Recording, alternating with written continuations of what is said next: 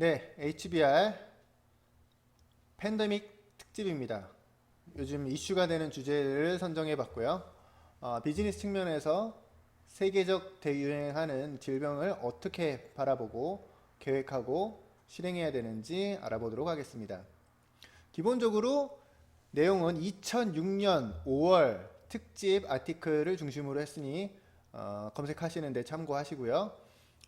그리고 요즘에 디지털 아티클로 굉장히 많이 올라오고 있습니다. 그 중에서 눈여겨볼 만한 내용들을 추가했습니다.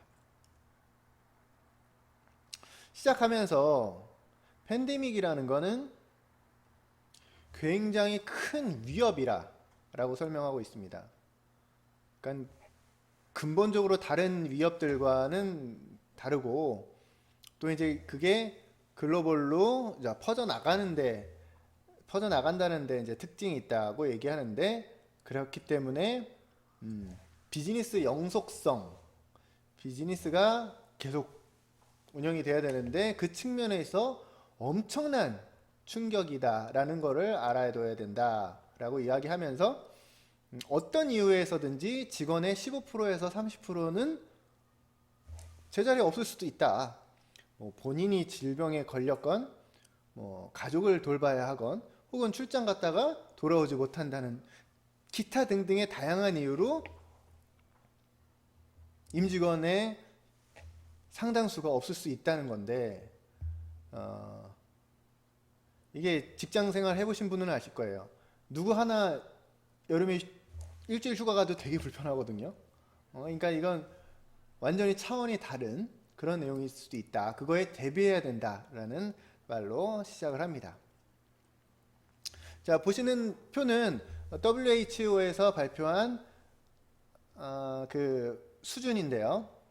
그러니까 팬데믹 6단계까지 가기 전까지의 이제 단계들이 있는데 이 아티클에서는 적어도 3단계에서는 계획을 세워놔야 된다라고 이야기를 하고 있습니다. 그 계획이라 하는 거는 뭐 혹시 모를 이제 일에 대비해서 인력 계획, 인력 운영 계획, 그다음에 실제 사업이 어떻게 돌아갈지, 그다음에 뭐 질병 방지뿐만 아니라 전체적인 어떤 안전 장치들, 그다음에 법적인 문제들, 그다음에 직원들과 소통을 어떻게 될지 등에 대한 대처 계획을 세워놔야 된다고 하고요.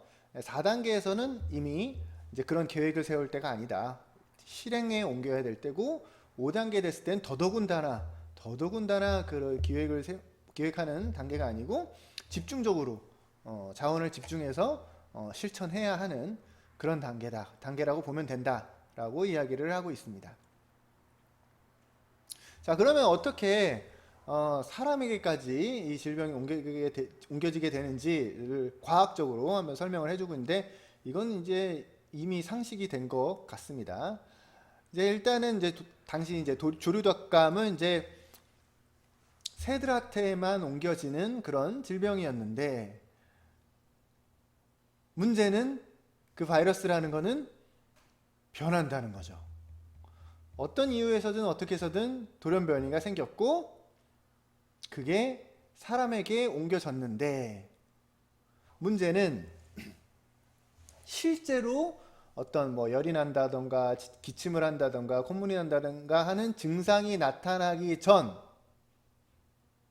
보통 이제 2, 3일 뭐 이렇게 얘기를 하는데 그때도 그 바이러스를 다른 사람에게 전파를 할 수 있다는 거죠. 가령 막 혹시 나를 통해서 뭔가 이 바이러스가 전파됐다. 근데 나는 아무런 증상이 없을 수도 있는 거죠. 근데 돌아다니다가 누군가에게 이제 증상을 일으키고 전염을 시켰고 전염된 상태에서 이제 사람들한테 이제 전파가 되기 시작할 때 이제 문제가 심각해지는 거죠. 그러면 이제 이렇게 21세기 최첨단 발달한 이 사회에서 백신 같은 거 미리 만들어 놓으면 안 되냐 할 수 있는데 그건 불가능하다는 겁니다. 왜냐? 많은 사람들에게 전파된 그 버전의 팬데믹 버전이라고 해요. 이미 많은 사람들에게 전파된 상태 그 바이러스를 확보해야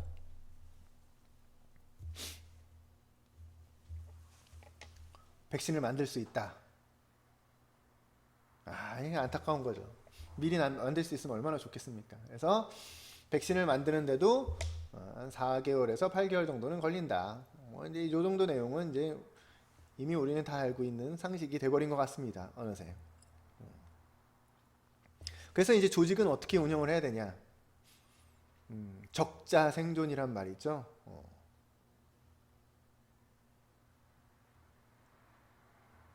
그 상황에 적응해내야 된다.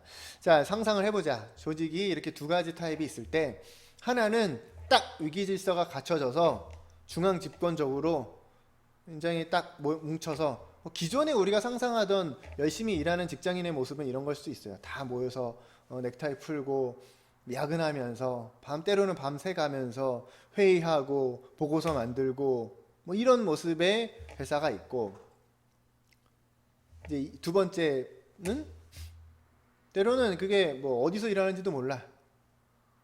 하지만 주어진 일을 어디선가는 어디서건 알 필요도 없는 거죠. 어디선가는 누군가가 일을 하고 있고, 근데 그 일들이 네트워크로 연결이 돼서 진행이 되고, 꼭 팀장 하나가 있는 게 아니라 뭐 그 리더십에 대해서도 이 일에 대해서는 저쪽 팀장, 뭐 이 일에 대해서는 저쪽 팀장, 뭐 이런 식으로 루즐리 커플드란 말이 있죠. 막 뭉쳐서 하는 건 아닌데 그 단위는 떨어져 있을지언정 전체는 합의되는 뭐 이런 느낌이라고 할까요? 그 분산되고 뭐 이런 표현들 쓰죠. 룰은 있지만 뭔가 되게 굉장히 유연하게 돌아가는, 만약에 이런 오르니제이션 2라는 모델이 있다면 이런 팬데믹에 대처하는 조직력은 어떤 형태겠냐? 당연히 두 번째가 되어야 된다 라는 이야기를 하고 있습니다. 그래서 우리는 누구와라도 협력을 해야 되고, 심지어는 경쟁자와도 협력을 해야 된다. 뭐 오픈 소스 모델 뭐 이런 얘기도 하고요. 공유하고 오픈하고 공유하고 서로 협력하고. 근데 이런 어댑티브 모델, 적응하는 모델이 금방 만들어지겠습니까? 그런 문화가 갖춰야 되고, 그런 문화를 지탱해주는 근본인 메커니즘, 어떻게 일이 조직되는지 그런 근본적인 메커니즘이 준비되어 있지 않으면 안 되겠죠. 근데 그렇게 했을 때만이 어떤 충격에 빠른 회복력을 가지고 또 경쟁력이 있는 조직이 될 수 있다라는 점을 강조하고 있습니다. 이제 또 리더들은 어떻게 해야 되냐? 길게 봐야 된다는 거죠. 이런 전쟁이나 팬데믹 같은 거는 단기에 끝나는 그런 일들이 아니다라는 거죠. 질병은 사라질지언정 그 효과, 지금 막 뉴스에서 나오는 그런 많은 그 조치들이 있잖아요. 그런 것들이 회복되기까지는 시간이 굉장히 많이 걸리겠죠. 그래서 말은 쉽죠. 함께 극복해야 된다. 근데 이 함께를 잘 생각해 봐야 된다라는 거죠. 조직력에 대해서 다시 생각해 봐야 된다는 겁니다. 그동안은 이제 전 세계적으로 어떻게 보면 개인의 자유, 개인의 어떤 복지에 대해서 좀 더 치중이 되어 생각했던 부분이 있다면, 이런 상황에서는, 이런 팬데믹 상황에서는 다시 조직력을 생각해야, 더 우선순위를 둬서 생각해야 될 필요도 있다는 이야기를 합니다. 그래서 어떻게 보면 기회라고도 얘기하는 거죠. 조직의 어떤 repair the perception은 지각이잖아요. 그런 아까 얘기했던 어떤 게 더 가치 있는지에 대해서 생각하는 그 지각에 대해서, 가치관에 대해서 다시 생각해 볼 필요가 있고, 이런 위기 상황에서는 조직에 대한 충성심이 다시 한번 강조될 필요가 있고, 조직원이라는 것은 그 조직의, 그 회사의 자산이고 전체 회사 프로세스에 성과를 내는 인적 자산인 거다. 인적 자원이, 그러니까 HR이라는 표현을 쓰잖아요. Human Resources. 인적 자원. 자원인 거죠. 그렇게 다시 가치관을 다잡지 않으면 뭐 회사가 사라질 수도 있으니까, 이런 위기 상황에서 그런 리더십을 발휘할 필요도 있다라고 얘기하고요. 자, 그럼 그 리더들의 메시지가 중요하겠죠. 그럴 때는 뭐 솔직하게 스트레이트하게 얘기하라는 건데, 이 세 가지 질문만 염두에 두면 그렇게 어렵지 않다라고 합니다. 내 이야기를, 리더의 메시지를 듣는 사람들이 뭘 원할까? 어떤 내용을 듣고 싶어 할까? 그리고 지금 내 이야기를 듣는 사람들은 뭘 믿고 있나? 어떻게 생각하고 있나? 그리고 그 메시지를 효과적으로 전달하기 위해서 올바른 적절한 자원이 갖춰져 있는가? 그 예는 이런 거겠죠. 기존에라면, 예전에 같이 문제가 없을 때라면 핵심 임원 몇 명 불러서 회의를 해서 전달되도록 하는 게 일상적인 그런 커뮤니케이션 방법이었다면, 지금 같은 상황에서는 영상 촬영이 가능하다면 바로 영상을 촬영하고 배포를 해서 그 리더의 목소리를 직접 듣고 정확한 정보가 중간에서 편집되지 않고 전달될 수 있도록 한다면 도움이 되겠죠. 근데 주의할 사항은 이런 거랍니다. 각자가 맡은 역할, 그 범위 내에서만 이야기를 하는 것을 강조를 합니다. 매니저먼트면, 경영진이라면 경영진이 할 메시지를 전달하고, 심리학자라면 그에 맞게, 또 의사나 질병 전문가라면 그에 맞게, 또 전체적인 소통을 하는 사람이라면 PR, 홍보 담당자라고 하면 그에 맞는. 근데 왜 그러겠어요? 아닌 경우도 많으니까 그런 거겠죠. 높은 사람이라고 해서 뭐 그 바이러스에 대해서 뭐 아는 것처럼 뭔가 섣불리 뭔가를 얘기를 했다가는 커다란 혼란을 줄 수 있겠죠. 그리고 그 모델링 전문가가 이런 얘기를 합니다. 이런 상황이, 급박한 상황에 닥치면 회의를 할 때 뭔가 지엽적인 부분에 빠질 수 있다.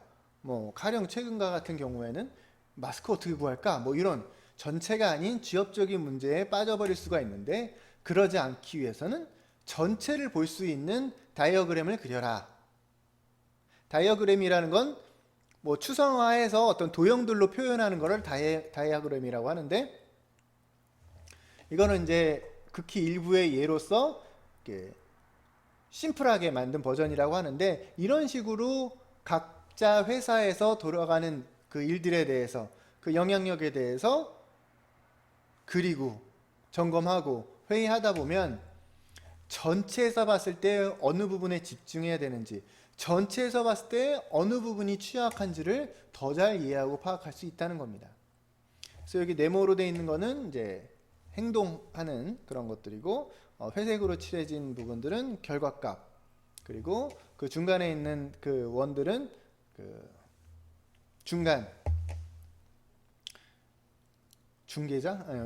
아니고, 아무튼 중간에 그런 과정, 이런 것들을 표현한 그림이라고 보시면 되겠고요.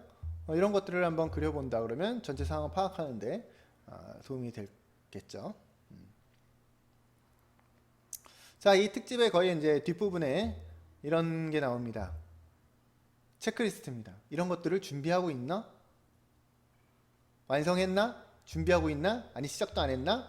이런 거를 점검하는 건데, 만약에 이 아티클이 쓰여졌던 2005년부터 이런 준비를 해왔다면 최근의 이 사태에 능동적으로 대처를 잘 할 것이고, 아니라면 앞으로는 그런 혼란을 미연에 방지할 수 있게끔 준비를 해야겠죠.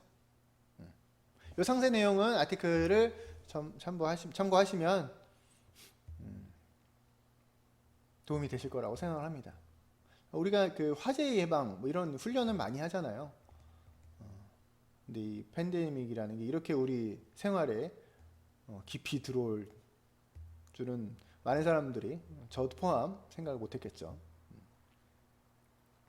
자, 이렇게 해서 2005년의 특집을 정리해 봤고요. 최근에 이제 디지털 아티클들이 계속 올라오고 있습니다. 온라인 그 HBR 사이트에 가시면 확인하실 수 있을 거고요. 그 중에 이제 재미있는 눈길이 가는 몇 가지 소개해 보도록 하겠습니다. 경제 예측 관련해서는 이런 표현들이 나와서 한번 알아두시면 좋을 것 같습니다. V-shape, U-shaped, L-shaped 이런 표현이 나와요. 그러니까 이거를 미리 알아두지 않았던 사람들은 이런 표현이 나오면 뭐야 그게 하고 헷갈리겠죠. 그래서 V-shape은 경제가 충격을 받았더라도 바로 회복하는 V처럼 바로 회복하는 그런 모습을 의미하고, U-shape은 조금 시간이 걸리는 거죠. 회복은 하지만 V 같지는 않지만 좀 뭐 그런 느낌. L-shape은 그냥 충격 받아서 그냥 뚝 떨어지는, 회복하지 못하는 그런 상태를 표현하는 단어고요. 그래서 경제는 이제 전망이겠죠. 전망. 이렇게 될 수도 있다. 뭐 심지어 뭐 세상은 경제는 U나 L로 갈지언정 나는 어떻게, 우리 조직은 어떻게 V 모양으로 갈 수 있을까? 뭐 이런 얘기를 할 때 도움될 표현이라고 생각을 하고요. 또 하나는 이제 BCG, 버스턴 컨설팅 그룹에서 진단을 한 건데, 저는 요 분석 툴, 어떻게 보면 분석, 이렇게 보는 시각을 한번 얘기 나눠보고 싶어서 요걸 가져왔습니다. 이 안에 내용은 별게 없어요. 힘들 것이다, 힘들어질 것이다. 근데 저 구분을 어떻게 했나를 한번 보자는 겁니다. 우리가 흔히 실물 경제라고 얘기하잖아요. 실물 경제가 리얼 이코노미라고 표현이 됐는데, 그러면 실물 경제가 아닌 건 뭐지? 여기서는 이제 파이낸셜 시스템이라고 이야기를 한 거죠. 뭔가 이제 실물 경제와 짝지어서 뭔가 이렇게 돌아갈 때 실물이 아닌 거는 이제 파이낸셜 시스템, 이렇게 표현을 그렇게 분석을 하는구나 알아두시면 좋을 것 같고요. 또 세로축 밑에 있는 걸 보면은 위에 있는 건 리퀴디티, 유동성인 거죠. 그렇죠. 돈이 흐른다고 하잖아요. 야, 돈줄이 막혔어. 그러면 이제 흐름이 멈췄다는 거. 그렇다면 그게 아닌 건 뭐지? 했을 때는 어떤 돈이 쌓여있는 캐피탈, 뭔가에 쓰일 돈, 캐피탈에서 리퀴디티가 어떤 플로우 컨셉이라면 캐피탈은 스탁, 쌓여있는 스탁 컨셉. 저렇게 나눠서 볼 수 있겠구나. 그래서 어떤 시각을 가지는데, 어떤 보이지 않는 경제를 바라보는 눈을 가질 때 저런 표현, 저런 구도를 알아두면 도움이 많이 될 것 같아서 한번 소개를 시켜 드렸고요. 다음에는 이제 재택근무 갑자기 하는 경우도 많잖아요. 그래서 여기 보면 뉴얼리 원래 그런 거 안 했었는데, 안 해봤는데 재택근무, 원격 근무를 이제 하게 됐을 때 이제 시행착오를 많이 겪겠죠. 그래서 그럴 때 보통 나오는 이제 문제점, 제기되는 문제점들과 해결 방안에 대해서 소개를 하는데, 소개를 해보자면 문제점 일단 직접 만나지 않으니까 이게 관리 감독이 잘 안 될 수도 있고, 떨어져 있다 집에 있다 보니까 회사에서는 금방 클릭 몇 번만 하면 나올 정보도 집에 있으면 접속을 못 할 수도 있고, 또 집에 있다면 계속 있다 보면 외로울 수도 있고, 뭐 출장지에서 혼자 계속 호텔방에 있다면 뭔가 외로움을 느낄 수도 있을 것이고요. 그다음에 집에서 재택근무를 한다면 이제 막 시끄러울 수 있죠. 누가 TV를 본다거나, 막 애들이 떠들고 울고 한다거나, 뭐 부모님을 챙겨야 된다거나, 뭔가 집에 있으면 이게 집중하기가 쉽지가 않잖아요. 그런 문제들이 있는데, 그런 걸 가능한 최대한 해결하려면 정기적인 구조적인 어떤 체크인 시스템이 필요하다. 그러니까 가령 예를 들어서 이런 거겠죠. 뭐 일을 시작할 때는 뭐 톡으로라도 저 업무 시작합니다라고 보고를 한다던가, 단체로 뭐 이런 줌이나 이런 화상 프로그램을 통해서 일단 뭐 뭐 10시든 11시든 9시든 일단 만나서 화상회의하고 업무를 시작한다던가, 이게 정기적인 출근은 아니더라도 체크인하는 뭔가 그런 것들이 필요하고, 툴들이 많다. 온라인 툴들이 다양하니 뭐 아까 좀 전에 얘기했듯이 뭐 카톡을 활용하던, 이메일을 활용하던, 뭐 줌을 활용하던 다양한 온라인 툴이 있는데 이메일 하나로만은 부족하다. 뭐 그런 이야기를 해주고 있고요. 그리고 어떤 룰이 있어야 된다. 이렇게 하자. 이렇게는 하지 말자. 뭐 워킹데이인데 뭐 2, 3일 동안 연락 안 되고 뭐 이런 일은 없도록 하자. 뭐 전화는 꼭 받자. 뭐 이런 요청이 메시지가 왔을 땐 24시간 내엔 뭐 피드백을 주자. 뭐 이런 등등의 어떤 룰은 만들어야 될 것이다. 하고 이런 기회를 활용해서 팀원 관리할 때 뭐 말 한마디라도 뭐 힘들지? 우린 뭐 잘 해낼 수 있을 것 같아. 한번 해보자. 뭐 이런 원격이지만 그런 감정을 아우를 수 있는 그런 기회를 삼아 보자. 그런 등등의 조언들이 있었습니다. 또 요거는 또 재미있어서 소개를 드리는데, 이렇게 온라인으로 일을 하다 보면 미스 커뮤니케이션, 오해의 소지가 되게 다분히 많을 수 있다. 그걸 해결하려면 어떻게 해야 될까라는 조언들이 있는데, 일단 제가 이야기하는 부분들은 내용상의 오해, 그러니까 내용 컨텐츠의 오해. 그러니까 우리가 만나서 일을 하면 태도라든가 표정이라든가 이런 대충 분위기가 전달이 되는데, 원격으로서 글로만 전달이 되면 그게 온전히 다 표현이 안 된다는 거죠. 그게 이메일이 됐건 어떤 문자 메시지가 됐건 단순히 문자로만 하면 부족할 수가 있다. 그래서 보면 이모지라는, 흔히 우리가 얘기하는 이모티콘을 활용해라. 그리고 티포스라는 거는 오타인데, 오타조차 메시지를 주는 거다. 그러니까 틀리지, 오타 같은 거 확인해라 이러는 거죠. 그러니까 뭔가 내가 메시지를 보내는데 오타를 보냈어. 그러면 상대방은 이 사람이 되게 바쁘구나, 혹은 되게 화가 났구나, 이렇게 오해를 할 수도 있다라는 거고요. 그리고 가능하면 불필요한 감정이 섞인 표현은 빼라. 그리고 되게 재밌는데 마침표 있잖아요. 마침표가 똑같은 말인데도 마침표가 있고 없고가 되게 다르다 라는, 조심해서 쓰라는 거죠.